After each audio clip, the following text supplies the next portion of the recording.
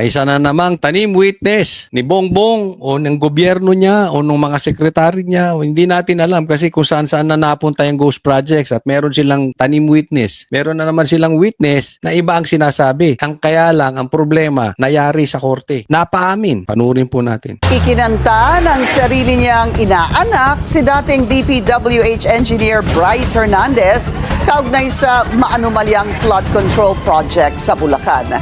May papel din kaya si dating Senador Bong Revilla rito? Narito ang agenda report ni Joan Manalo.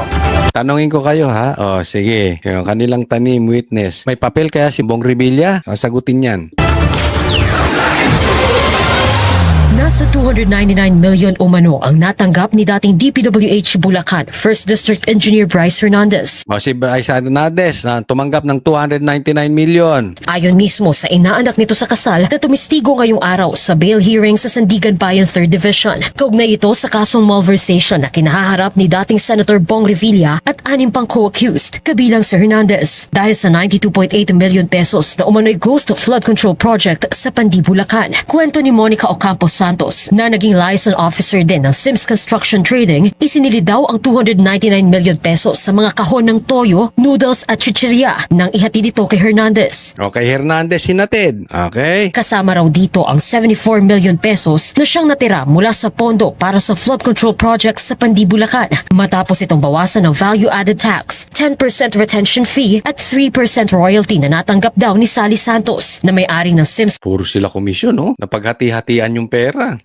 Ang dami niya itinuro. Ito yung mga naghati-hati. Ito yung natanggap nila. Grabe, no? Ganyan po kalupit. Hindi lang po isa magnanakaw dyan. Napakadami magnanakaw. Pero may mastermind dyan. At ako naniniwala, mastermind yan si Bongbong Marcos tsaka si Tambaloslos. Kaya lang, meron silang witness. Ang problema, iba tinuturo ng witness, iba yung pinaghahatiran ng pera. Doon po nagkakaroon ng pagkakaiba. O ito, sinasabi ng testigo, o ito hinatid namin pera at ito mga tumanggap. Ito yung hatian. Construction Trading na nakakubra ng proyekto. Tiyahin ni Ocampo Santos si Sally Santos. Pero nang tinanong siya kung alam ba niya ang ibig sabihin ng SBR na nakasulat sa listahan bilang proponent ng proyekto sa O SBR, ang pinapatukuyan, Senator Bong Revilla. Kasi yung sinasabi, isa si Senator Bong Revilla na nakatanggap. Totoo ba? Pandi, hindi ang naging tugon nito. Hindi rin daw niya nakausap ng personal o direkta si Revilla. Dumalo ang dating Maliwanag. Ang dami niyang tinuro doon sa parte hatian, pero nung tanungin, may kahati ba ito si Bong Revilla? Alam niya ba? Kilala niya ba yung SBR? Hindi. Lahat ng sagot negatibo. Sa madaling salita, alam niya ang pinuntahan ng pera, ang hatian, pero hindi kasama si Bong Revilla. Nayari na.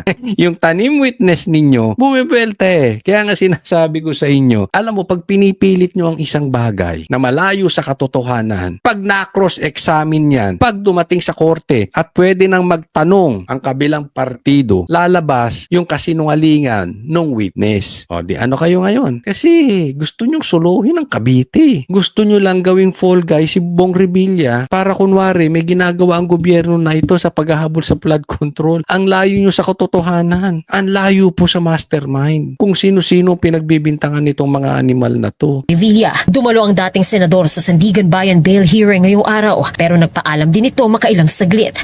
Ayon sa legal counsel nitong si Attorney Riody Anthony Balisi, nakaramdam daw si Revilla ng sakit ng ulo na maaaring dulot ng init sa kanyang selda sa New Quezon City Jail sa Payatas. Bukas sir, babalik siya? I'm not sure. I cannot tell. I don't know if by tomorrow he will be as disposed in terms of the period. So we'll see day by day. Hopefully, kasi konti lang naman yung mga. Hanggang April 24 naman magsasagawa ng bail hearing ang Sandigan Bayan 3rd Division sa kasong kinaharap ni Revilla. Para sa agenda. Ayan, di na booking sila. O, ngayon, sino susunod nyo hahabulin? Si Chis Escudero, di ba?